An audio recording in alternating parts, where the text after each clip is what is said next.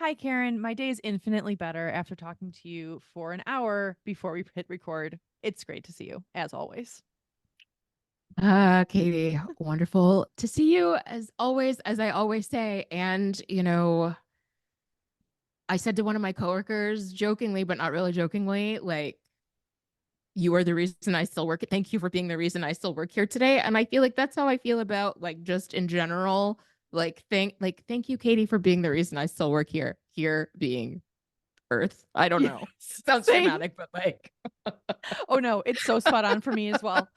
Thank you for being the reason that I still have sanity in my brain. oh my Yes. God. Ooh. Ooh, yeah. I mean, it's been a day, it's been a week, it's been a year, month, whatever, eon, decade. Yes. Oh no. Oh no. You know what you just reminded me? We're gonna keep this late, we promise.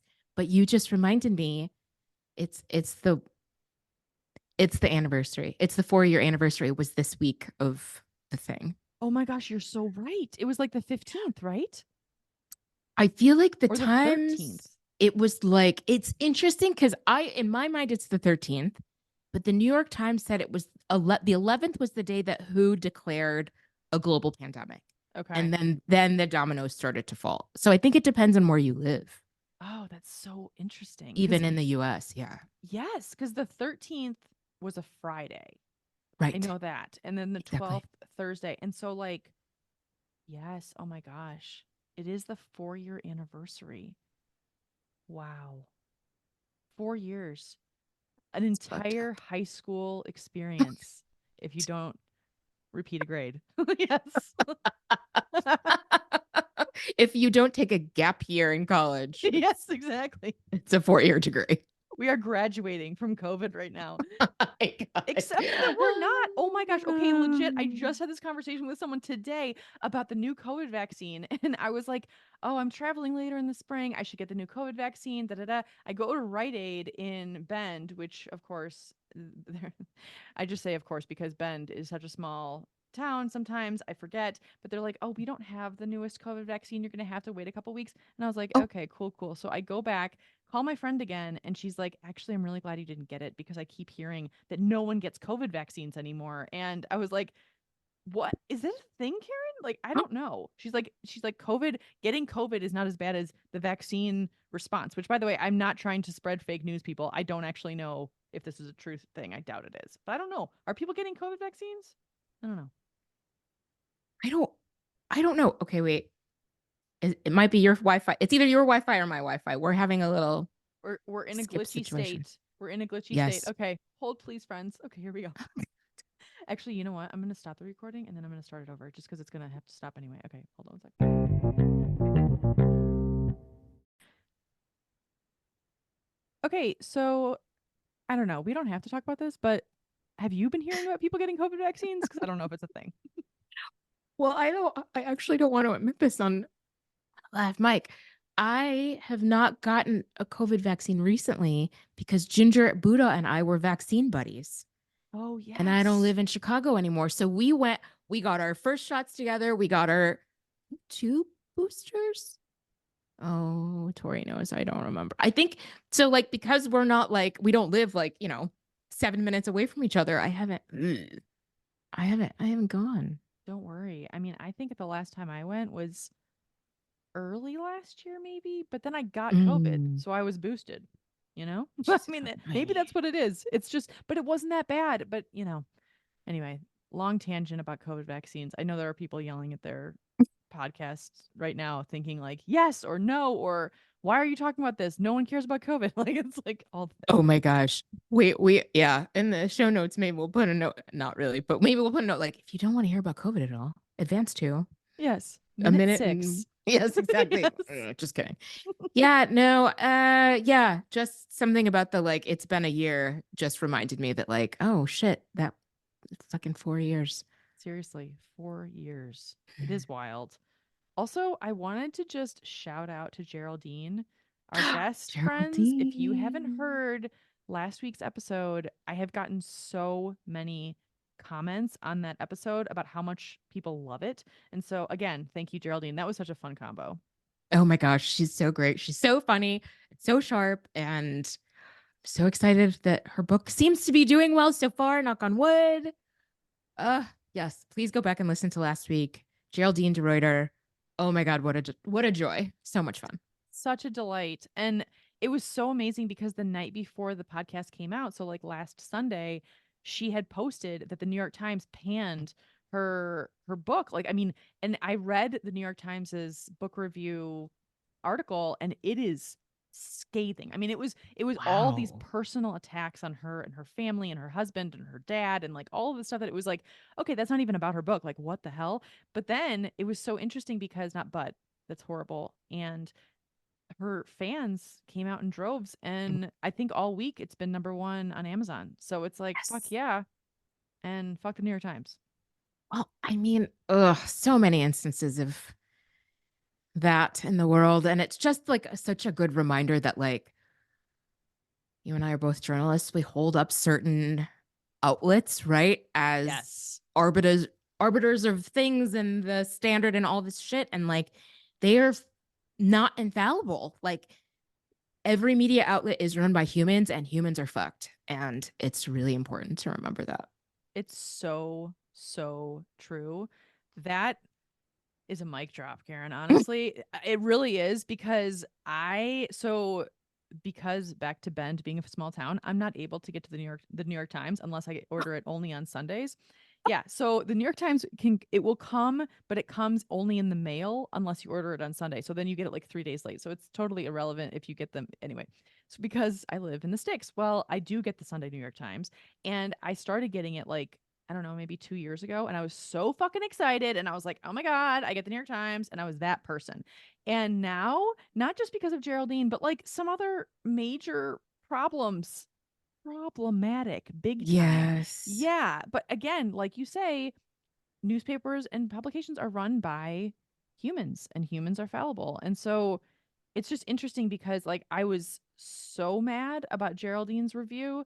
And then talking to Tyler, I'm like, should we not get the New York Times? And then I'm like, but I do Mm. read it and I do appreciate the reporting. And so then it's like, well, because we used to get, I'm probably talked about this on the pod before, but we used to get the Wall Street Journal for years and years Oh yeah. until I can't remember when this was. I think it was during the Trump administration, but they ran an op-ed by Donald Trump that was Oh, just blatant fake news. It was like very, and Tyler was so angry that he canceled the Wall Street Journal that day. He called the Wall Street Journal and gave he was like, "Is there someone I can talk to?" And then they're like, "I'm sorry, sir. Like this is a call center." And he's like, "Okay, no problem." So he emailed them like a fucking novel of how angry he was that they would publish a op-ed by Trump, and like to this day he will not pick up the Wall Street Journal. But like it's wow. to me I was like I don't know. It's not that I mean I was kind of not reading it at that point anyway. It was mostly him, but like I don't know. That's like a whole nother conversation, but like how do you what I don't know what to think about that. Well, and it just is like such a perfect example. I'm so glad that he like let them know. Such a perfect example of like when a news organization, especially, oh, it's our third cat. Oh. There's a stray cat that hangs out in our yard. Um, when a news organization reaches your trust, it's you're done. Yeah. It's over. And I feel like that's valid. It is valid to just be like, yeah, no, I'm sorry. Like, I rely on you for something that is essential. Some would argue essential to democracy, certainly essential to capitalism. Like, now we're done. Yeah. Yeah. Hmm. I appreciate your perspective. I Hmm. was kind of when Tyler did that. I wasn't mad, but I was like, your level of anger is like, wow, okay. Like he's like, and but then again, like it's okay. Like he can have his opinions. And like I'm not, you know, pro Trump op-eds, obviously, unless you're reading Truth Social or into that kind of shit. So which I'm not. So anyway, I don't know I how we got on this. Sorry, what were you saying? oh my god, I how do we ever get anyway? I know. I always listen back and I'm like, oh yeah, no, of course that we start talking about that. So natural. Um, I was gonna say this is actually a not unseamless segue for us. It is an unseamless segue. Yes. It is a seam or it is a un it it's a good segue. Yes. Oh Ooh, y'all. It's the end Oh, of our. Yes, it's late in the day. yes. So we were going to try to keep it light, but then we started talking about COVID. Yes, I know. Jesus. The lightest Um, topic. yeah, and Trump. So keeping it light. This week, as you were listening to us, this is Wednesday. The Oscars just happened Sunday. I did not watch the Oscars, but I did read the reviews by the Rebellious Magazine movie reviewer Janet, and she had like a pair of reviews about the flawed feminism of Barbie and the flawed feminism of Poor Things. And Mm. I have a post on Instagram about this. Like, it got me thinking about media portrayals of women, and are they getting better? Spoiler alert, no. And if we are storytellers and journalists and feminist writer society members, like, how do we put the images and the portrayals of women and non-binary folks and LGBTQ people out into the world that we want to see? And so the idea for this episode was, I think that we could talk about that also, but then also, all right, so what are some portrayals of ourselves that we actually like?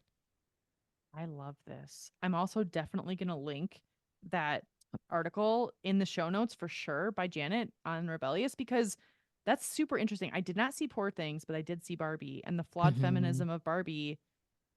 I mean, Yeah. We have what, have 3 Barbie episodes last year? yes. Whew. Ooh, yeah, yeah, Yeah. Also, the fact that, I mean, it's just so blatant that like Ryan Gosling was nominated for an Academy Award when Greta Gerwig wasn't, and Margot Robbie wasn't. Like, how? yeah. No. Mm-mm. Yeah. Okay. There are so many things. I mean, Karen, can you think of any portrayals like that are resonant with you or make you feel good or really angry? Because we could do both. Oh, that's true. That's true. Okay. So the only thing that pops into my head, and we'll couch this by saying I didn't watch the Oscars because I only saw Barbie last, like the entire, Oscar season. Like, I'm really bad about watching movies. I've gotten better about streaming because of MLB. So the only thing I can think of right now is Abbott Elementary. I fucking love Abbott. Yes, I And need to see that. I still haven't. oh, I love Abbott. And I feel like it's just a very it's obviously very light. It's very funny. It's a sitcom, but it's also very honest and very incisive and very insightful. And there are plenty of Black women characters. And I love Quinta Brunson. Janelle James plays the principal, Ava, who is just like a hot ass mess, who has the best zingers on television right now, I would argue. And Amazing. so, yeah, and Cheryl Lee Ralph is great on that show. Like, I really appreciate Abbott, and I really appreciate that, like, it is about a low income Black and brown school in Philly. So that's a That's plus. That's in the plus column for me. okay. That's amazing. I really, and is that on, you said it's on Hulu? It's on Hulu and it's on ABC. I think it actually, I mean, I don't know that our TV even gets any broadcast stations, but so we stream it on Hulu, but I think it's Okay. on ABC. Yeah. I need to watch it. I mean, it's people love that show. I Like, know. that's such a, okay. I love that that's in the plus column. I will say for me in the plus column is Shrill. That's also a Hulu show, I think. Yeah, it was a Hulu show, and it was started and finished before COVID, I think. I mean, it's like Mm. it's like somewhat old, but basically it is Shrill is the name of a book. Oh my gosh, I am blanking on her name right now. Lindy West. Thank you. Oh my gosh, Lindy West, legendary writer.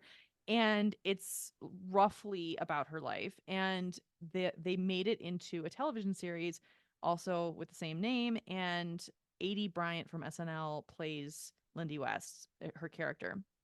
And basically, it's like this size positive woman who it's like a person in a larger body that has such a interesting life that's so relatable. Like she is like crass sometimes. She says the wrong things a lot. She like offends her friends sometimes. She's hilarious most of the time. It's so deeply relatable. She has sex with random men. She like has a really shitty job and then she like tells off her boss. Like it's just fabulous, and like the writing is so exceptional and like the acting is so exceptional, and it's also something that you don't always see, which frankly to me is a crime because that's the type of entertainment that I'm looking for, like stuff that actually makes me not feel like ass, like that would be helpful. Like it's like she like sticks up for herself in a very real ways. It's not like it's not like performative. Like it's actually like it's just it's an honest portrayal, and it's like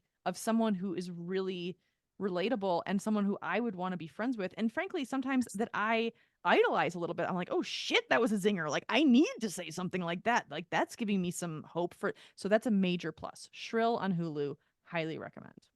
Ooh, that is such a good one.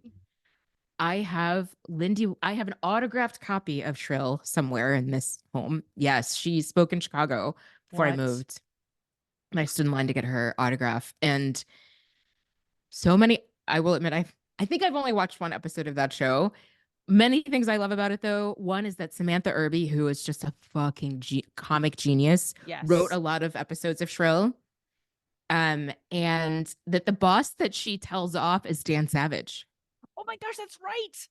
I Yeah, forgot that that's Dan Savage. Oh my it's Dan gosh. Savage. I mean, it's not him on the show, right? But like this, so she's like working at this alt weekly. I don't know if they have her working at the Stranger in Seattle, but I don't remember. I think it was, is it Portland? I don't, or maybe it was Seattle. Maybe yeah. yeah, I don't, she worked at the Stranger, and at the time, Dan Savage, the sex advice columnist, was the EIC, and like she like calls him out on a bunch of shit. I love it. oh my gosh. That's, wait, so was Lindy working at the Stranger in, Oh yeah, and she literally worked for Dan Savage. Like, so, she literally worked for Dan Savage. Oh oh, yeah, so wait, the actor in Shrill is not Dan Savage. The actor in Shrill is no, playing Dan Savage, basically. yes, oh yeah, yeah, He's exactly. so vile. Yeah, He's he so is. awful. I hate him. Like I just, I mean, you're meant to hate him, but like, yeah, that's awful. I mean, obviously, I think they exaggerated him, but I feel like the one, and I don't know if she read it because she did a reading right at this event that I went to, Yeah. and I can't remember if this is the one she read or if I read it independently, but she like gets into it with Dan Savage about how sizist he is. She's like, Dan, you and I are like I consider you a friend, you're my boss, you're whatever. You say this crazy shit about fat people, and I need you to stop. And he basically like doubles down on it. Oh no. Yeah. That totally happens in the show. Like Yeah. Yep. it's, I Okay. mean, I bet you that they took actual words from Dan Savage's mouth and put it on the show. Put it in the book, of course, also. Like, oof. Yeah, the show makes me mad and makes me cheer, and I'm gonna rewatch it after having this conversation with you because it's so great. It's so great. Ooh, okay. I'm up. Oh God. I mean, if you listen to this podcast at all, you know I've been sporadically hate watching the Gilmore Girls, and I don't even know what to say about it. I hate to say that I've never seen the Gilmore Girls. I know the premise. It's a Yeah. mother-daughter sitch, right? Yes, and they're very witty and they talk very fast and they're set in Connecticut and all the things. And I feel like they got me, like my colleague got me to start watching it and got me an MLB to start watching it. And we got like taken in by how smart the writing is. And it's Amy Sherman Palladino who did Ms. Maisel, Oh yeah. right? And so it's like late 90s feminism, so smart, and you're so rooting for these characters. And it's just like, okay, this is like kind of like fresh. It's kind of refreshing, right? Like Mm-hmm. the witty repartee, all of the things, all the bad choices they make, and all the consequences and whatever. And then I was warned that season 4 is where the wheels fall very, very, very quickly off. And that's where we are right now. And there's 7 seasons. And then they did 2 like reboots, like day in the life reboots to check back in with these characters like 7 or 8 years later. Oh. And I mean, we were watching it like pretty at a pretty like rapid clip. And it's probably been a couple months since we watched any. I can't I mm, Oh no. It's like a so crash and burn. disappointing. It's so disappointing. They have these characters do these terrible things. And I will just say this without spoilers. There are things that you are rooting for to happen. Like, oh, I really hope these people get together. I really am hoping like this thing happens. Oh, you're building to this moment. And then they happen and they make it awful. Oh They god. just make it awful. Oh no. No. Oh. That's such a bummer. Painful. It's That's painful. so painful. Oh my, the only example of anything that I can empathize similarly with is, did you ever watch Homeland, Karen? Oh no. Okay, so Homeland is, this is a while ago, like seriously, maybe like 8, 9 years ago. it's an HBO show, or maybe it was Showtime. Claire Danes was in it. She was Mm. a CIA operative. The first 2 seasons were so amazing. I actually think it might even be in the pro column for like female representation. Like it was that good. Mm. And Mhm. like her character was like super flawed, but also like really interesting, but also like very real. I just thought they did a great job. The Oh. first 2 seasons, like out of the park. Third season fell off Niagara Falls into the ocean. I know Niagara Falls doesn't fall into the ocean. I mean, so much so though, and this is now getting dark, so much so that I did not understand. Like I was like, how is this possible? Because they had a 7-year deal. I was that obsessed with it that I did all these deep dives. Oh. Turns out, super sad, the lead writer died for real, Oh. like in real life after the Oh, second season. And so no. they had all of these people that were proteges of that writer Shield. try to figure it out. Yeah, anyway, I know I'm going off the rails with like the female representation, but like it's so real when you get so into a show and then the Yes. writing blows and you're like, wait, what the fuck? Like, what happened? Oh, I get so angry. Oh my God. It's such a betrayal. It is a betrayal. Betrayal is the right Yeah. word. Yes, it Yeah. is such a No. betrayal. I was warned that that's what would happen with the Gilmore Girls is that the sense of betrayal you will feel about what they have done to these characters you have come to appreciate is just like unforgivable. Yes. Oh. Oh, it's so rough. I also will say, small side note, longtime listeners of the pod know how much I love Outlander. Outlander has also, I wouldn't say Niagara Falls level, but there has been some betrayal. I am less angry than Tyler because I can still look at Jamie Mm. Fraser, but he has never been attracted to anyone at the show. So, it's not as redeeming for him. Anyway, but yes. Okay, I do Mm. have one back in Ooh, okay. the female representation, and I'm wondering what you would like. I'm not sure if you've seen this movie. Have you seen the movie Anatomy of a Fall? I'm so bad. No. Oh, it's totally God. okay. Don't worry. So I'll give you the premise, but basically this was one of the Oscar nominees this year. It's like Oh. $5 on Amazon, I think, if you want to rent it. I'm sure it'll be free in like a month. But anyway, I was just like dying to see it. Dying to see it is not the right turn of phrase because the plot, it's just too Oh. on the nose. But basically what the premise, this is not giving anything away. The premise is that this woman lives with her husband and her son in France in the Alps. They have like a home there. That's where they live.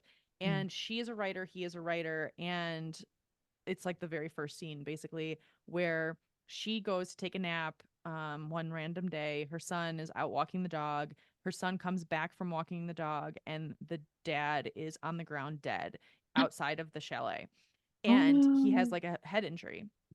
And so now the entire movie is unpacking whether or not she killed him because she was the only person home. So it's very interesting to watch how people talk to her, about her, all of that stuff because and like unpack like I mean, it's like it's very complex. There's like a lot of like it's kind of legal like it's in the courtroom in France and that's kind of interesting because I didn't know anything about the French court system, but it's just interesting because it's like I was holding on so tightly to like you better not say anything bad about her. Like I was like rooting for her, and it's like the I don't know, like in a lot of like movies that might be like 10 years and prior to now, I feel like it would have been so easy and lazy to just like blame it on her, but this one was a lot more nuanced. So I actually Mm. appreciated how they portrayed it, but at the same time like I was left feeling like kind of like squiggly. I don't know. I can't give too much away. I mean, I guess I could, but like it's just interesting when it's like entirely about this woman. That's the whole movie. She was nominated for an Oscar for her, but like her performance as like the lead actress, which by the way, oh my God, she was like unbelievable. But like Oh. it was just interesting to like see how a woman who is accused of murder or suspected of murder is portrayed in the media and like it wasn't Mm. all good, obviously. Like it was, but at the same time, it was also like it wasn't as blatant as I think it would have been like 20 years ago of like Hmm. you're just a shitty person. I don't know. Does that make sense? Ooh, it does. Wow. Now I'm curious about this one. I'm gonna look and see if Janet reviewed that. Anyway, okay. Ooh, thank you for that one. Okay, and I like that that's a contemporary one, right? Yes.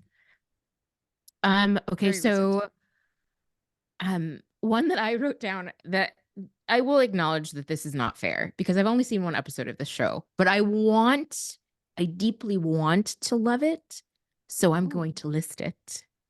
Love it or list it. The Equalizer on CBS. Oh, I've never even heard of it. What's that? Oh my gosh. So there was an OG Equalizer. I mean, the fact that it's CBS makes me feel like a boomer. It's okay. Like the OG Equalizer is like maybe a show from the 80s or 90s with this like grizzled white guy. He's an investigator of some kind, of criminal investigator of some kind. I couldn't even tell you all the details. Like fill Oh. in all the details, right? But it's like just this very much like very like stereotypical of that time, just Mm-hmm. like fill in the blank, like old grizzled man solving crimes kind of show. Got it. Well, then they rebooted it a few years ago. Oh my God, it makes me laugh so hard with Queen Latifah Oh, as the main character. that's awesome. I know. And like, I had no idea about this. Of course, I was in Alabama with the old people, and my mother loves this show. And I watched it and I was like, wait, what? How did we get here? Speaking of like, how did we get here? Like, again, I've only watched like one, maybe two episodes, but I like just like deeply appreciate that Queen Latifah is playing this role. And like, I feel like they've tried to make her very like three-dimensional in the sense that like she Ooh. is right. She has this job she's doing. It shows her relationships with her colleagues. The ones I watched were about like her relationship with her aunt and like maybe a daughter type figure question mark. It just I feel like they just really like made her a full person, and it's also just super fun for me to see Queen Latifah on TV. And I thought of it because I've been posting at work a song of the day, and I think yesterday's song of the day was UNITY by Queen Latifah from the 90s. And oh my Yes. God, the fashions in that video. Fantastic. Oh my God, I love this so much. I'm definitely looking this up. I wonder if you can also get it on, if it's on CBS, does it also stream on a streaming platform? I don't actually know. CBS is partnered with Paramount, maybe? Oh yeah, Do Paramount. you know what Like, I I guess that's mean? a streaming thing. Okay, I'm I don't. definitely looking this up. Okay, but to your point about having like a full, like complex view of a person, like there, I don't Mm, remember how you said it, or like a 360 view. Like that's really wonderful. I think that is what I'm looking for. I'm sick mm. and tired of seeing women on television who are only one way. It's like that's not even real. Like that's not like, I mean, that's like the Sex in the City trope. It's like, like all four of those women are supposed to be the same. They make up one person. Why can't each person be their own person? Like, why does it have to be? I know that's the premise of the whole show, but yeah, Mm. Ooh, Sex in the City. That's a whole other conversation. that is a whole pod. Because I can't bring myself to watch any of their reboot. I hated those fucking movies so hard. I can't do it. Yeah, I would say that Mm. I can't I can't root for you to do it. I can't. I hate to say it. I mean, Can't recommend it. I can't recommend it. I mean, I will say that like the two reboots, so it's been two seasons. I think they now have a third, but like Oh God. yeah, I mean, well, the third I think is being filmed, but like it's problematic is like a nice way of saying it. It's just tough. Like I want to like these people. Like, of course, I've I done all the know. deep dives into their actual lives and they're good human beings, but like their character, oh God, it's just like, and they're trying It's, so hard to be inclusive. And it's like, I know. and the whole thing with Che Diaz and like that's the character, Sarah Ramirez. Yeah. And so, yeah, I that's a just whole thing. I saw all of that, and like Nicole Ari Parker's on it and I love her. Oh, she's And I amazing. just I right love like I her. really want I want to reward them for trying to make up for their past sins of like presenting this New York City that had like no black or brown people in it, but like and like one gay man. Yeah. Okay. Mm-hmm. Ugh, yeah. Okay, well, that okay, No. thank you for validating my choice to just be like, yeah. Yeah. I mean, maybe like if you're like in a real hate watching mood, but I don't know. How hateful do you want to be in your Yeah, watching habits? exactly. Ooh, um, something that we I'm laughing because I just like I hate myself for wanting to see this. Um, I forget what we were watching, and we saw a trailer for this Anne Hathaway movie that's based on a novel. Oh. Oh God, what is it called? And the premise, oh my God, we're such suckers. The premise is like It's Anne Hathaway. She goes to stay at an Airbnb at Coachella and meets who it turns this very handsome, mysterious man who it turns out is the lead singer of this band. And they Oh. start this May December romance. Right. And it's like there's a scene where Anne Hathaway says, like, I'm just too old for you. And I'm like, girl, what? How old is he? How old are you? But MLB immediately was like, oh, I totally want to watch that. And I'm like, no, what? Okay, I do. You're like, I kind of definitely do. Yeah, The it's like Airbnb romance with the Coachella lead singer. Wow, that's a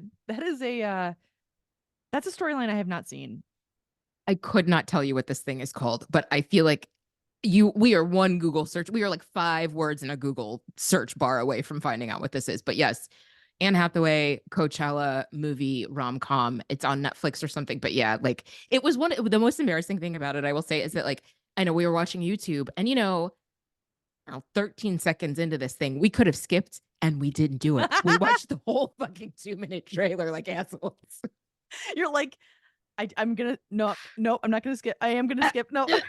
The remote's right there. Oh my gosh. It kind of sounds like I don't want to say this. It sounds a little bit like the premise for a softcore porn. Like a little. Like it's like doesn't it? Like just like a tiny bit. Like like have fun at Coachella. Like Oh it's like God.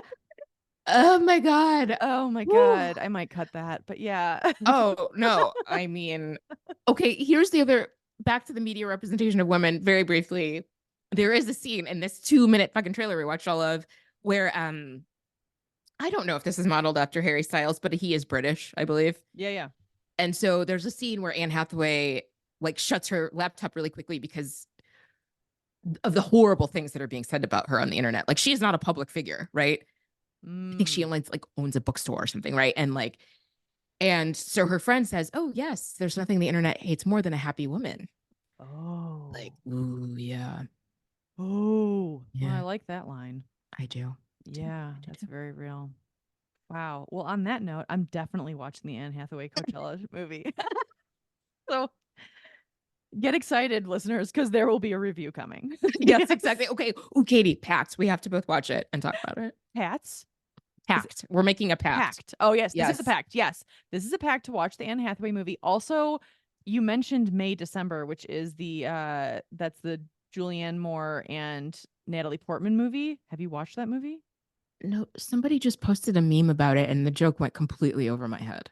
Oh, okay. So May, December. So this is very briefly. So this is actually so interesting, and this would totally dovetail in this conversation. But I know we have to go. But like, so basically, do you remember Mary Kay Letourneau? Oh God, no. No, get out of my head. Oh my Yes. God. The part of my brain she's occupying. Right? Okay, so we're talking like early 90s teacher who had an affair with a sixth grader. She was 36 and he was 12. Oh And like, yeah, I know. I had forgotten that part. This was God. maybe it was late 90s actually. I think it was late 90s because I think I was in high school. But anyway, so the point is that um they get well, I mean, it's not They a got married. spoiler. Oh, no, yeah, they had kids and She, like oh my God, more than one kid. multiple children, and she also has kids from a previous marriage that she left for this 12-year-old. Then she was in jail for Woo. many, many years, and then she got out. Well, the whole point of May December, this movie, is Julianne Moore is the Mary Kay Letourneau character, which, by the way, they don't say that in the movie, but it's so blatantly obvious. And also, the Letourneau family is very upset. P.S. Mary Kay Letourneau just died of cancer like last year. I know she was like Oh 52. I know, or 50s something. Yeah, but her husband is still alive, and their kids are okay. Da, da, da. Anyway, the and point is, he's 12. yeah, I exactly. mean, he's like, yeah, he's He's like 25. he's like 27. Yeah. Like and so basically then Natalie Portman in the movie is a journalist or not a journalist, I'm sorry. She is an actress who is going to play the part of Mary Kay Letourneau in a movie. It's very meta Wait, and what? it's basically kind of like almost a horror movie, but like not really. What? It's you're tense the entire time. They were all nominated, of course, for Academy Awards, but like it's just I actually kind of recommend it. If you see it, Karen, let me know. Mm. And I think you can stream it for free right now. But it's like it's just an interesting portrayal of women for sure. Yeah. This might need to be if you're up for it to pick up this combo at another time. I that I'm thinking about this meme. That's the joke still went over my head, but like, damn, that is not at all where I thought that story was going. Oh, Like, really? no, yeah, no, yeah, no, no. In fact, that like the meme is like related to something I also don't understand. Oh, maybe to Kate. Somehow it was related to Kate, the whole Kate Middleton, like, everybody photoshops their shit. Anyway, wow. Yes. Okay. May, December. Yeah. Had no idea. I mean, also Kate Middleton. Oh my gosh, is she okay? Like, is she's like out of the limelight? She has stomach surgery, right, or something? Anyway, this is I just don't. yeah. I know we have to go. Mm. Anyway, okay. Well, we're just leaving everybody on the edge of their seats. Stay tuned to next week for more hot goss on the stuff that we definitely know everything about. Yes. Thanks for listening, everybody. We will see you next week.